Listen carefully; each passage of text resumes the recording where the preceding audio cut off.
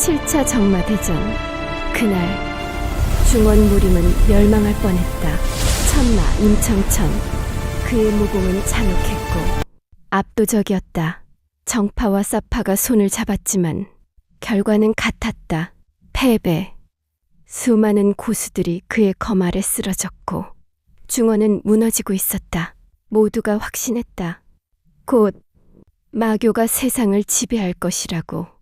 그런데 그 순간 천마는 검을 거두었다. 그리고 사라졌다. 이유는 아무도 몰랐다. 사람들은 말했다. 그가 인간의 경지를 넘었다고. 신의 영역에 도달해 떠났다고. 하지만 진실을 아는 자는 없었다. 그로부터 40년. 마교는 다시 나타나지 않았다. 전란은 끝난 듯 보였다. 세상은 평화로워진 것처럼 보였다. 하지만 그건 착각이었다. 전쟁이 끝난 뒤 세상은 더 썩어갔다. 정의를 외치던 협객들은 권력을 쥐고 변했다. 그들은 더 이상 협을 말하지 않았다. 자신들의 이익만을 위해 칼을 들었다. 진실은 묻혔다. 거짓된 영웅들이 만들어졌다. 그리고 진짜 영웅들의 후손은 거지가 되었다. 강호에는 이런 말이 퍼졌다. 협객질하다가는 3대가 망한다. 사람들은 울부짖었다. 차라리 천마가 있던 시절이 더 나았다. 7차 정마대전이 끝나고 40년이 지났다.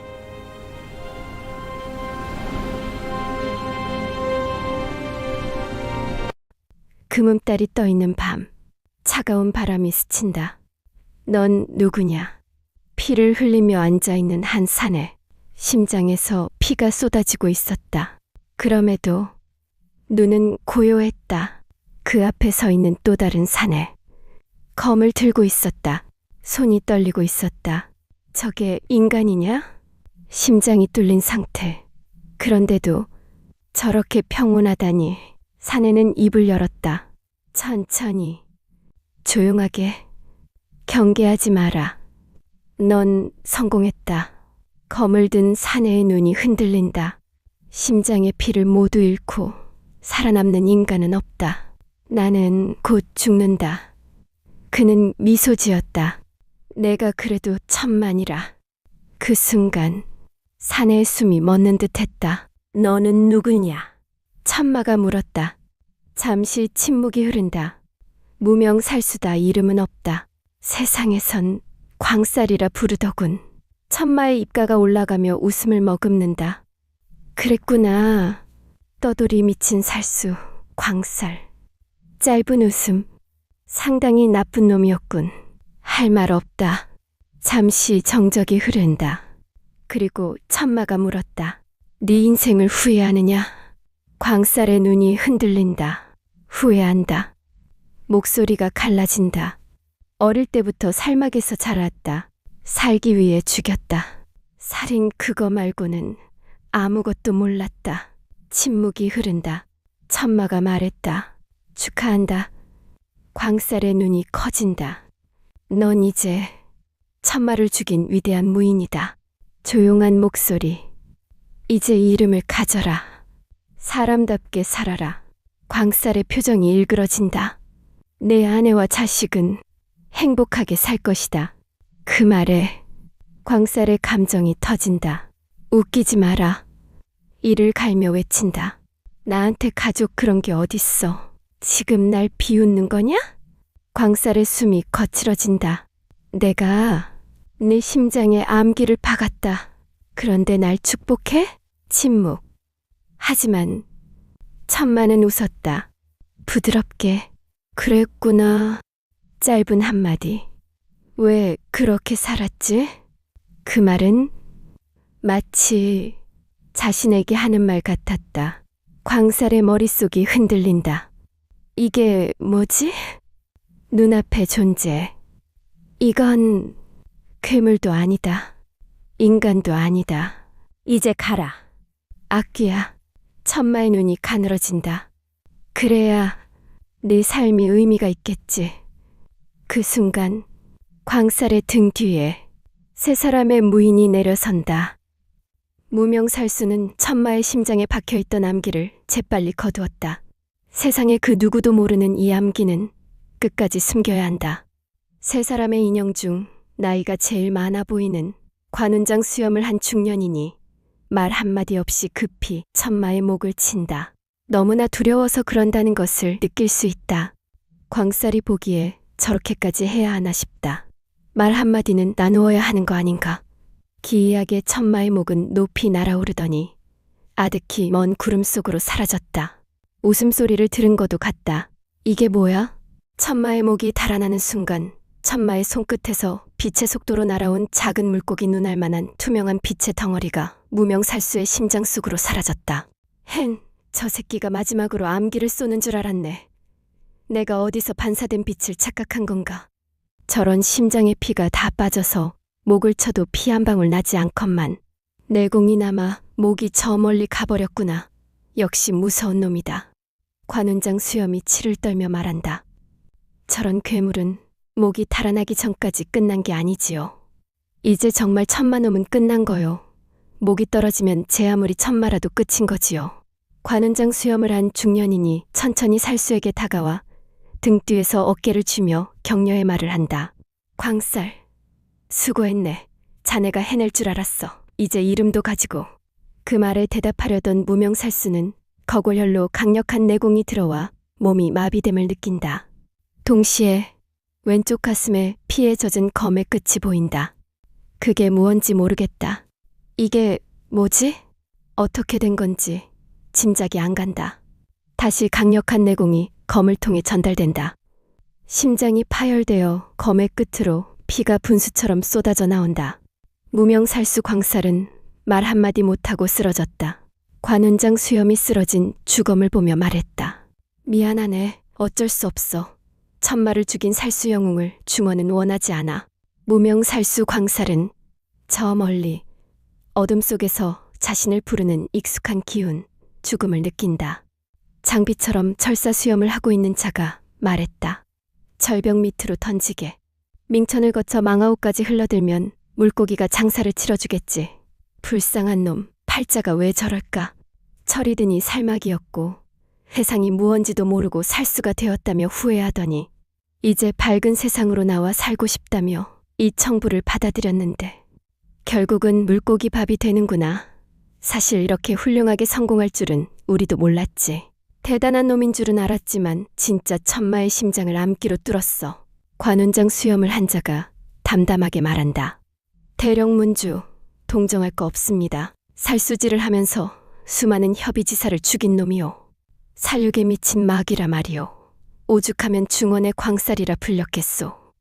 그리고 멸마대 50인의 희생과 화약 1천근의 도움이 없었다면 이놈이 성공했을 리가 없습니다.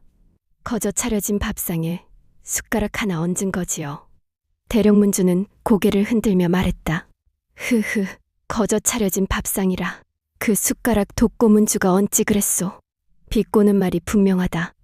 독고문주는 얼굴에 불만이 가득하다. 저 인간이. 대령문주는 한숨을 쉰다. 글쎄, 광살 그 벼로라는 것도 자신이 하지도 않은 살행을 누군가 뒤집어 씌운 거라 하더라 말이오. 잘 만들어진 조직을 가진 살수문들이 종종 이런 외로운 늑대 같은 살수놈에게 누명을 씌우곤 하는 건 항상 있는 일이지요. 살인 세탁을 한다는 말이오. 그중 말 한마디 없이 이 장면을 보고 있던 이내 군자같이 생긴 무사가 한숨을 쉬며 죽어 자빠진 사내에게 미안한지 아쉬운 한마디를 보탠다. 저 무명살수라는 자가 20년 전 정사대전 때 사패련주 사패륵을 죽였던 환영객과 너무 닮았어. 환영객은 도대체 누구였을까? 난 아직도 그게 궁금하다네. 관운장 수염만 여전히 미소를 거두지 않는다. 금강문주, 지금 그 이야기할 때는 아니지 않나? 여하튼 우리는 무림의 거악 두 놈을 동시에 처리한 거야. 이건 정말 우리 중원 무림의 크나큰 축복이라네. 관운장 수염을 하고 천마의 목을 치고 광살의 심장을 관통해 죽인 그 인간이 가장 이 장면을 즐거워한다.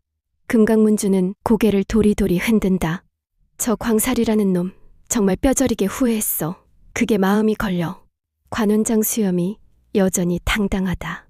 하하, 금강문주. 하지만 인간은 잘 안 변합니다.